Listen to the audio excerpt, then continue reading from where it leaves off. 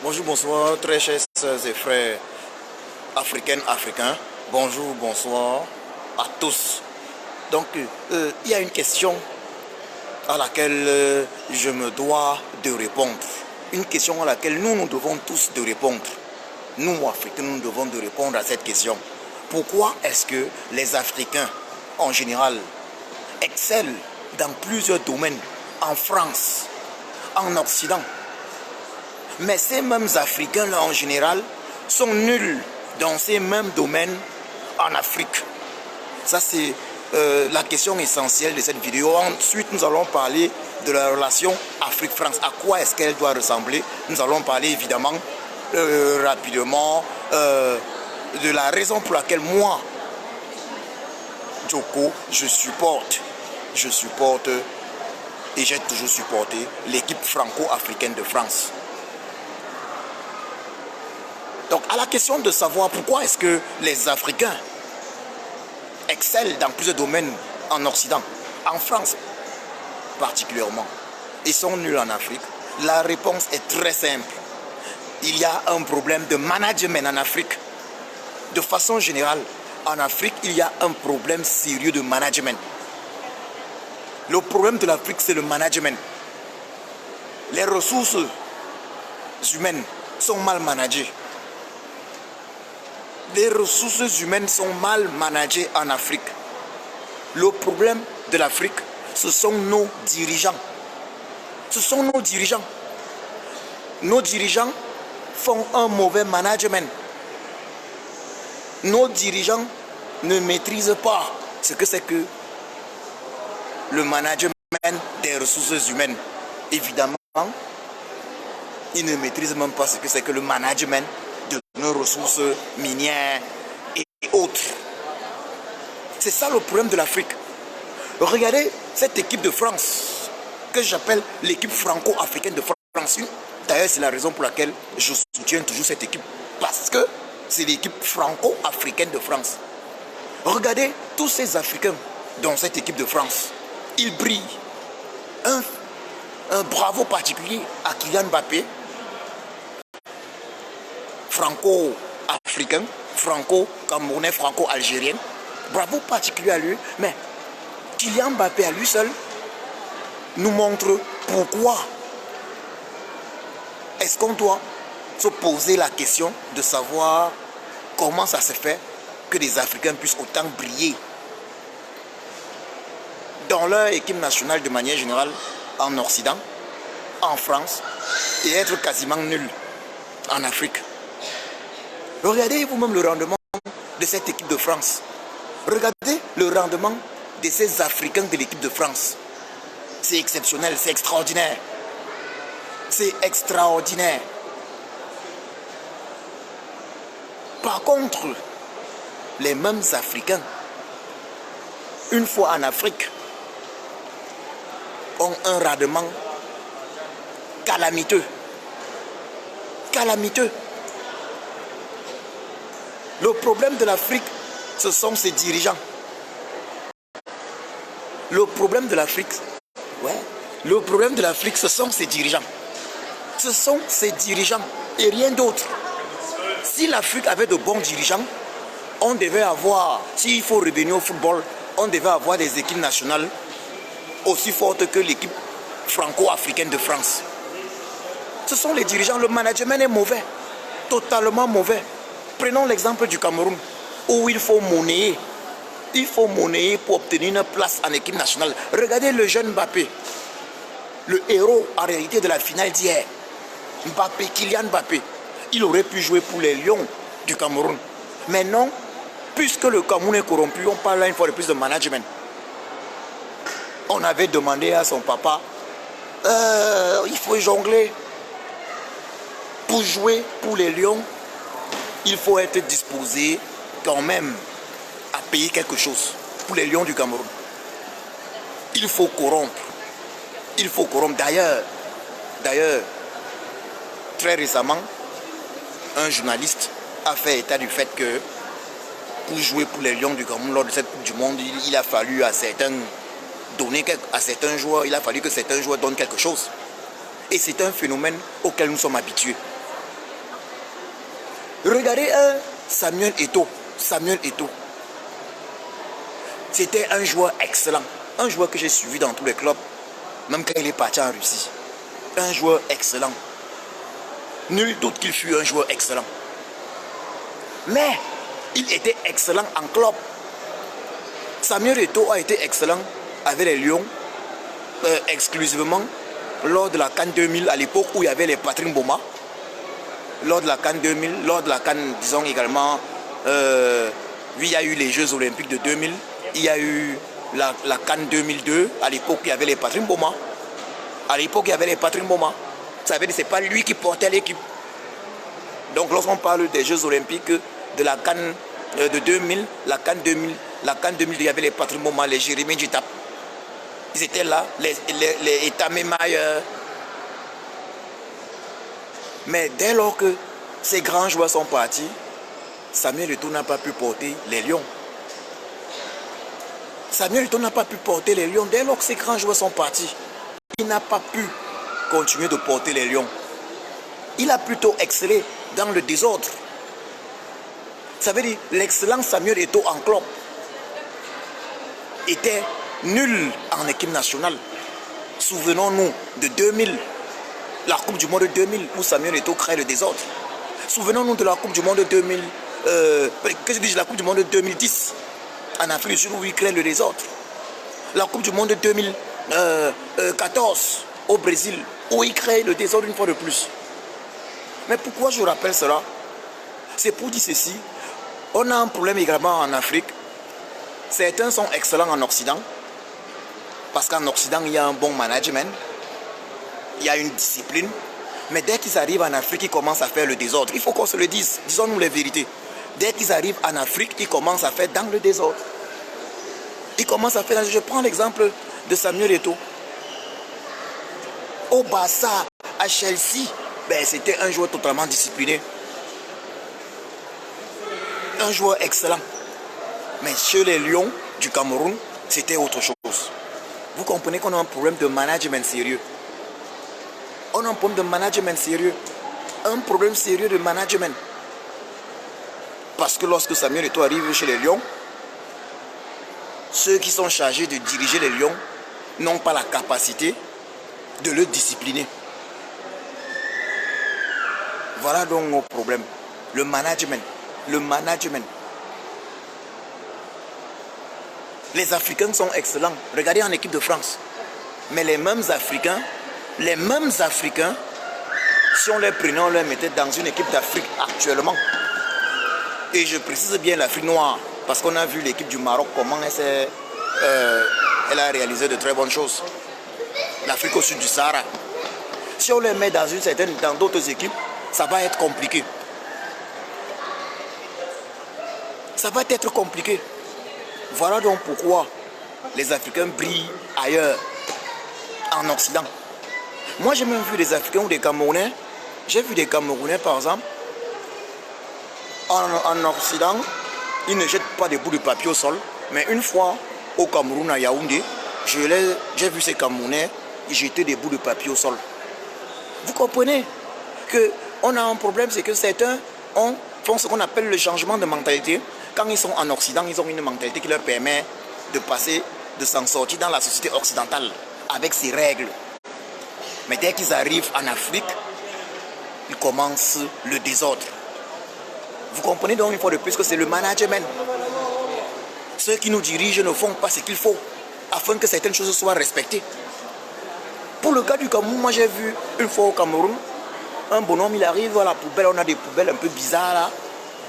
Il jette les ordures, au lieu d'aller jeter dans la poubelle, il jette les ordures à côté. Lorsque j'interpelle le monsieur, il me menace. Il me demande, c'est ta poubelle? Donc là, bon, je n'ai pas le droit d'interpeller le monsieur. Il est libre de jeter là où il veut. Oui, il est libre. Mais vous voyez qu'une fois de plus, rien n'est fait afin que l'individu respecte certaines choses. C'est le management. C'est le management. Il faut un bon management pour inculquer aux populations le civisme. Il faut un bon management pour inculquer cela aux populations parce qu'ici également il y a des lois. Je prends le cas de l'Allemagne, il y a ce qu'on appelle ici le Ordnungsamt. Chaque mairie a son Ordnungsamt. C'est un service qui est chargé de surveiller et voir, de surveiller un peu, de s'occuper de la ville, surveiller, voir si les choses se passent bien. Si certains ennemis se permettent de jeter des ordures au sol, ils vont être arrêtés et sanctionnés. Ils vont devoir payer des amendes pour cela. Et du coup, il y a une certaine discipline. En équipe de France, par exemple, l'équipe franco-africaine, l'équipe de France, le management est excellent. Si les joueurs font le désordre, il y aura des sanctions méritées. Et ils ne sont pas dans la jonglerie. Et c'est ça qu'on doit prendre en compte. Donc, je vais terminer en parlant de cette relation franco-africaine, africano-française, la relation Afrique-France. La victoire d'hier, parce que j'appelle ça la victoire de cette équipe franco-africaine, c'était une victoire parce que remonter 2 buts et remonter 1 but par la suite, c'était impressionnant. Lorsqu'on regarde cette équipe composée d'une bonne partie également, composée de plusieurs Africains, on comprend que la France travaille avec les Africains. La France travaille avec les Africains, exactement comme lors de la Deuxième Guerre mondiale. On a eu nos tirailleurs, les tirailleurs africains. On parlait plus des tirailleurs sénégalais. Mais le problème, c'est que ce n'est pas une relation de partage. La France, elle prend à l'Afrique. Mais la France ne pense pas qu'en réalité, nous pouvons avoir une relation équitable. Une relation où les Africains sont contents et les Français sont contents. Voilà quel est le problème de la relation Afrique-France, la relation France-Afrique. Le problème de cette relation est que la France veut être la seule dans cette relation à être contente. Sinon, qu'est-ce qui justifie l'existence du franc CFA, franc des colonies françaises d'Afrique jusqu'aujourd'hui? Sinon, qu'est-ce qui justifie la présence des armées françaises en Afrique? Si la France veut une excellente relation avec les peuples africains, les pays africains, il faut rapidement mettre un terme à la présence militaire française en Afrique. Il faut rapidement mettre un terme au franc CFA, cette monnaie coloniale, afin que les pays africains puissent avoir leur propre monnaie. La Banque de France ne doit pas être celle qui doit nous fournir la monnaie. Il faut mettre un terme au franc CFA le plus rapidement possible. Et pas dans une jonglerie où il sera question d'un changement de nom. Les pays africains doivent être libres de décider en ce qui concerne leur monnaie. Ils doivent avoir des monnaies indépendantes. Il faut mettre un terme à ça. La présence militaire française en Afrique, il faut mettre un terme à ça. Les bases militaires françaises, il faut mettre un terme à ça. La France peut très bien, si elle tient à soutenir les pays africains, victimes du terrorisme dans le Sahel et un peu partout, la France peut très bien former les soldats africains. La France peut très bien fournir des armes aux Africains. Exactement comme on le fait à l'Ukraine. La France, on voit bien que la France fournit des armes à l'Ukraine. Les canons César, par exemple, c'est clair et net que les pays africains n'auraient rien eu contre des canons César, puisque j'ai eu dit que ces canons César sont capables de frapper l'ennemi très loin. Ben, on aurait frappé très fortement les terroristes dans le Sahel avec les fameux canons César. La France peut très bien fournir des canons César aux Africains. La France peut très bien fournir de l'armement aux Africains, sans toutefois imposer ses armées en Afrique aux Africains. Eu égard à notre passé commun, le passé de coloniser et de colons. Eu égard à cela, juste pour cela, la France devait renoncer à toute forme de présence militaire en Afrique, y compris la sienne. Mais là, on aurait compris que la France dénonce toute autre présence militaire en Afrique. Mais qu'elle soit elle-même hors de l'Afrique, avec son armée. Nous, Africains, nous n'avons rien contre la France. D'ailleurs, la majorité. on a soutenu l'équipe franco-africaine de France. Mais nous sommes contre la politique française en Afrique depuis les indépendances officielles de l'Afrique. Indépendance, les pseudo-indépendances officielles, je parle officielle, donc 1960. Nous sommes contre cette politique française. Nous ne voulons plus de présence militaire sur notre sol. Ceux qui veulent nous aider, nous leur disons merci de former nos soldats, merci de nous fournir des armes, parce que nous avons une jeunesse, nous avons l'une des plus grandes jeunesses du monde. Nous ne manquons pas de jeunes à former comme soldats en Afrique. De la même manière que les jeunes Africains peuvent représenter l'équipe de France. Les jeunes Africains peuvent être formés comme soldats et défendre l'Afrique. Oui, il y a des pays qui forment des soldats ukrainiens. Pourquoi ne pas former des soldats africains afin qu'ils défendent l'Afrique? Pourquoi ne pas fournir? Pourquoi toujours installer, maintenir des armées sur le sol africain si ce n'est dans le but de maintenir l'Afrique sous un certain joug colonial? Oui, l'Afrique. Si vous maintenez vos armées en Afrique, ça veut dire que vous maintenez l'Afrique sous votre joug colonial. Que les Français, c'est clair. Soit clair pour les Français. Tout ce que l'Afrique souhaite, c'est une indépendance, son indépendance. Et ceux qui veulent la soutenir peuvent la soutenir en armement.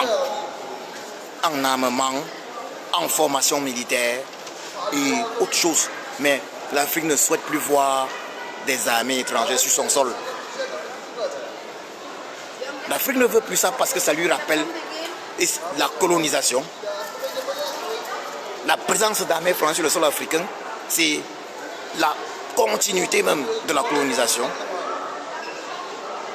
de l'Afrique par la France. Nous ne voulons plus ça. Nous pouvons collaborer autrement. La France peut fournir les armes aux pays africains qui sont victimes du terrorisme. La France peut le faire. La France également peut mettre un terme au franc CFA parce que c'est une grosse arnaque. La France le sait. C'est une grosse arnaque. Quoi qu'il en soit, nous Africains allons finir par nous libérer de ce franc CFA. Mais je parle là, ici, de la relation Afrique-France. Les Africains ne sont pas contre le peuple français. Les Africains ne sont pas contre la France. Mais nous sommes contre la politique française en Afrique.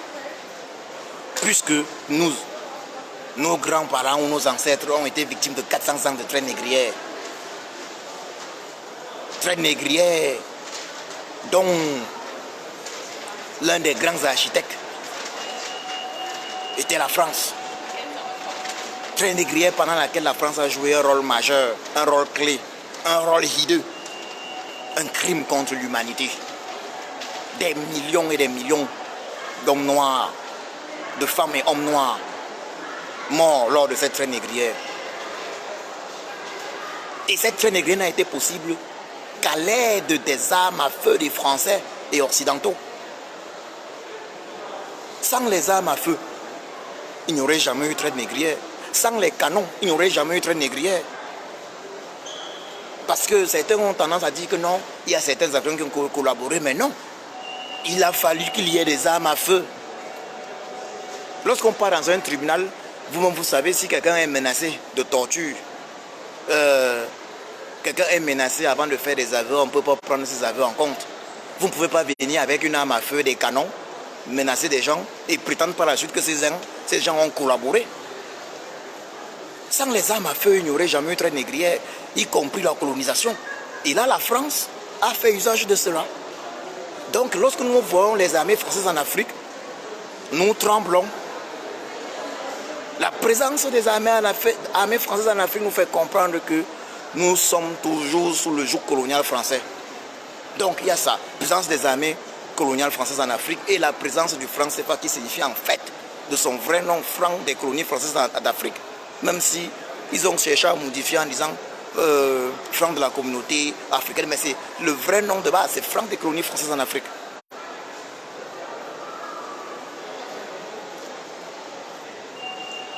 Il faut mettre un terme à ça. Il faut mettre un terme à ça. Que les Français le comprennent bien. Les Africains n'ont rien contre le peuple français. Ou même la France, mais ils ont quelque chose contre la politique française en Afrique. Qui est en réalité finalement la même depuis 500-600 ans. Voilà le problème des Africains. Il faut mettre un terme à cette mauvaise politique. Il faut que la relation Afrique-France, la relation France-Afrique devienne une relation mutuellement bénéfique. C'est très possible. C'est très possible. Il suffit d'une certaine volonté politique du côté français. Il suffit d'une certaine volonté politique du côté des hommes politiques français.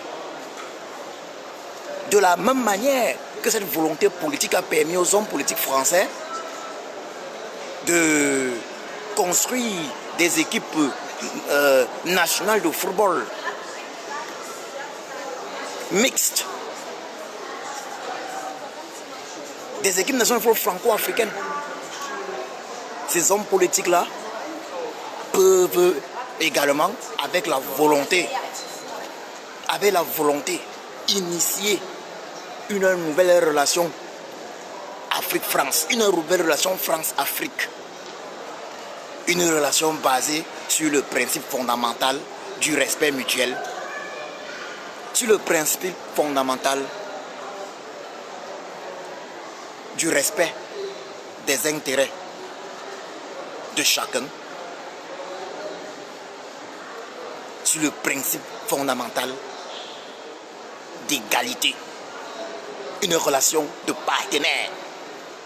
Une relation de partenaire, surtout que la France et plusieurs pays d'Afrique partagent la même langue. Le français est bien évidemment issu de la colonisation, mais c'est une langue qui est censée normalement unir ces peuples-là, ces peuples d'Afrique et la France. C'est une langue qui est censée unir. Donc la France doit s'interroger à un moment donné. Pourquoi est-ce que les Africains sont en colère? L'État français doit s'interroger pourquoi les Africains sont en colère. Pourquoi est-ce que les Africains sont en colère? Est-ce que les Africains n'ont pas raison de dire que notre présence militaire en Afrique est un problème? Est-ce que notre présence militaire ne leur rappelle pas la colonisation? La question que, est-ce normal d'ailleurs que l'État français ou les Français ne s'interrogent pas à ce niveau? Que les Français se posent la question, eux qui ont colonisé l'Afrique, est-ce que c'est normal et logique que leur armée soit encore présente en Afrique si eux ils prétendent que la colonisation est achevée? La même France qui soutient l'Ukraine en armement est incapable de soutenir l'Afrique en armement, elle préfère s'installer en Afrique avec ses armées, alors que la même France sait pertinemment que la jeunesse africaine est nombreuse. Donc l'Afrique ne peut pas manquer des soldats. Il suffit de les former, de leur fournir des armes. Que font les armées françaises en Afrique? Vu que l'Afrique a suffisamment de jeunes qui peuvent être formés comme soldats. Donc, quand je prends le cas de l'Ukraine, la France fournit bien des armes à l'Ukraine. La France fournit bien des armes à l'Ukraine. Certains pays occidentaux forment les soldats ukrainiens. Pourquoi ne formerez-vous pas les soldats africains et ne leur fournirez-vous pas des armes pour vaincre effectivement les terroristes en Afrique? Pourquoi ne le ferez-vous pas? Mais si vous ne le faites pas, c'est suspect. C'est suspect. Pourquoi est-ce que vos armées sont présentes sur le sol africain? Ben c'est pour ça qu'on dit, et c'est clair, que c'est des armées qui ont pour but de maintenir des dictateurs au pouvoir en Afrique, à la solde de la France, de l'État français. Ce qui, en soi, est une colonisation 2.0. C'est une autre forme de colonisation. Ben oui. Il faut mettre un terme à ça. Pour la France, cela devrait... Si la France a un jour regretté la traite négrière, donc si la France a un jour regretté d'avoir joué un rôle majeur dans ce crime odieux contre l'humanité qu'est la traite négrière. L'asservissement des Africains pendant 400 ans. Si la France a un jour regretté d'avoir été coupable de colonisation de l'Afrique, alors cette France-là doit retirer ses armées d'Afrique. Cette France-là doit plutôt apprendre aux Africains à se défendre. Je parle bien à se défendre, je ne dis pas à attaquer, mais à se défendre. C'est pour ça qu'on parle des forces de défense et non des forces d'attaque. Cela veut dire quoi? Cela sous-entend la formation des soldats africains pour défendre les pays, afin que ces soldats puissent défendre l'Afrique contre les terroristes. Cela sous-entend la fourniture d'armes aux États africains, afin que ces États africains puissent se défendre contre les terroristes. Mais qu'est-ce qu'on constate? La France a pour habitude de bloquer l'envoi d'armes à certains pays africains au niveau du Conseil de sécurité de l'ONU, des pays qui veulent se défendre contre les terroristes. Des pays qui veulent se défendre contre les terroristes. Donc la France, elle sait ce qu'il y a lieu de faire. Elle sait que notre histoire commune qui est basée sur la traite négrière, l'asservissement des Noirs, des Africains pendant 400 ans, dû au fait que la France possédait des canons, des armes à feu, y compris la colonisation, toujours dû au fait que la France possédait des armes à feu et des canons. Parce que je tiens à le souligner, et en gras d'ailleurs, sans les armes à feu françaises, sans les canons français, il n'y aurait jamais eu d'asservissement de l'Afrique ou des Africains possible par la France. Il n'y aurait jamais eu de colonisation possible. Donc, ceux qui veulent faire croire que les Africains ont collaboré, je leur dis c'est faux. Il n'y aurait jamais eu de traite négrière, d'asservissement des Africains sans les armes à feu et canons que possédaient Français et Occidentaux. Sans ça, ça n'aurait pas été possible. Et même lorsqu'on revient au génocide de Bamileke du milieu des années 50 au début des années 70, la France a fait usage de napalm au Cameroun contre les peuples bamileke. Oui, l'armée française et celle camerounaise de son protégé, Aïdjo. La France a fait usage de napalm. Vous connaissez toute cette bombe, le napalm. Les résistants n'étaient pas armés. Les Oum Nyoben n'étaient pas armés. Les fils Roland Moumier, les Ernest Wandjie et autres, ils n'étaient pas armés. Les Osende Afana, ils n'étaient pas armés au Cameroun. Donc, sans les armes à feu, aucune colonisation n'aurait été possible. Donc, on ne peut pas me dire que non, les Africains ont collaboré. Est-ce qu'on collabore? Est-ce que vous pouvez dire à quelqu'un qu'il a collaboré alors qu'il est en position de faiblesse? Mais c'est comme si on vient, on me dit que bon, ok, on vient nous faire comprendre que, bon, ok, en France, ceux qui ont cherché à s'en sortir pendant la Deuxième Guerre mondiale, oui, certains ont dit qu'il y avait des collaborateurs, mais à un moment donné, il faut survivre. À un moment donné, il faut survivre.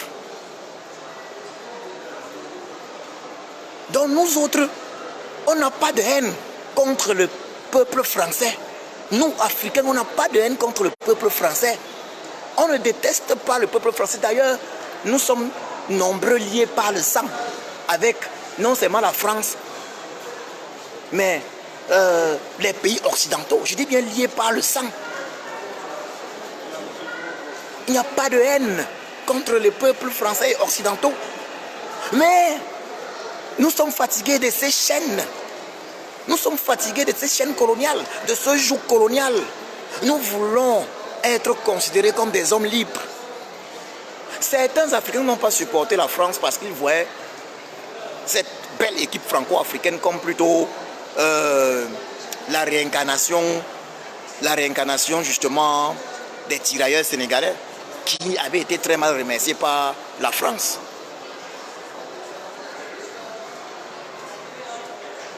Ben oui, mais je vous le dis, la majorité des Africains a supporté cette équipe. Et je vous le dis clairement, les Africains, alors je dis bon, naturellement je vais dire francophones particulièrement, aiment bien la France. Ils aiment bien la France, ils aiment bien quand ils partent en vacances aller en France.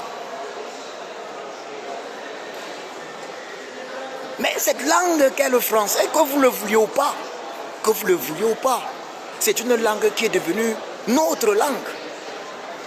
Lorsque moi je fais un voyage, je viens en Allemagne et j'arrive quelque part, je suis quelqu'un parler français, ça me fait plaisir. Un, deux mots avec une personne qui parle français, c'est toujours un plaisir. Ben oui, je suis dans ce pays en Allemagne depuis une vingtaine d'années, mais c'est toujours un plaisir pour moi de rencontrer une personne, quelle que soit la race, qui parle français. Donc, aujourd'hui, la France ne peut pas nous dire non, elle est détestée en Afrique. Mais non, que les gouvernements français, que ceux qui dirigent la France posent les vraies questions. Arrête de faire l'hypocrite. Que ceux qui dirigent la France arrêtent de faire l'hypocrite. Si le président français Emmanuel Macron est capable de faire preuve de grandeur, descendre au stade avec les joueurs, consoler les joueurs, ça veut dire qu'il peut faire preuve de grandeur et comprendre que nous, Africains, nous sommes fatigués d'être perpétuellement dominés et considérés comme des sous-hommes. Il peut faire preuve de grandeur et comprendre que pour nous autres Africains, le fait de voir des armées françaises et même des armées étrangères, je parle bien des armées étrangères sur notre sol, cela nous rappelle les moments les plus sombres de notre histoire, à savoir la colonisation barbare de l'Afrique par les Occidentaux et la traite négrière. Les 400 ans de traite négrière, et il faut même d'ailleurs spécifier qu'il n'y a pas eu que la traite négrière, il y a eu la traite arabo-musulmane également, qui elle a été plus longue de 1000 ans. 1000 ans de traite arabo-musulmane. Donc nous les Africains, nous sommes fatigués de cela. Est-ce si difficile de comprendre ça? Nous n'avons de haine envers personne. Nous voulons juste être libres. Nous ne voulons plus qu'on nous impose des chefs d'État. Nous voulons décider par nous-mêmes, comme des adultes que nous sommes en fait. Nous voulons avoir une place africaine au Conseil de sécurité. Ça veut dire comme membre permanent du Conseil de sécurité. Nous voulons être assis à toutes les tables de ce monde. Ce n'est pas la France qui doit nous représenter. Nous voulons parler en notre nom. Personne ne doit parler en notre nom, à notre place. Est-ce si difficile de comprendre? Regardez la belle équipe de France, la belle équipe franco-africaine de France. Moi, j'ai aucun problème, par exemple, que des Africains représentent la France. Mais je n'aurais aucun problème également que des Français représentent une équipe de football africaine. Mais je n'aurais aucun problème. Il faut se dire la vérité. Si, par exemple, des Africains représentent la France au Conseil de sécurité de l'ONU et que des Français représentent l'Afrique au Conseil de sécurité de l'ONU, on comprendra que c'est juste une histoire. C'est ce monde mixte. Mais là, actuellement, nous voulons... La France, elle se représente au Conseil de sécurité de l'ONU, mais elle ne doit plus parler à notre nom. Nous avons été pendant longtemps infantilisés. Comme des personnes, mais on nous prend partout, nous sommes considérés comme des gros bébés. Mais que M. Macron comprenne ça. Nous ne voulons plus être considérés comme des gros bébés. Que voilà, cela vraiment... mais attends, mais nous pouvons parler pour nous. Nous pouvons nous défendre. Nous sommes des adultes. C'est notre droit de revendiquer cela. C'est notre droit. Bon. Bon, je vous remercie. Partagez la vidéo. Je l'ai déjà dit plusieurs fois ici. Ma page, nonobstant un grand nombre d'abonnés, est en mode très restreint. Du coup, ils sont nombreux qui ne voient pas mes vidéos.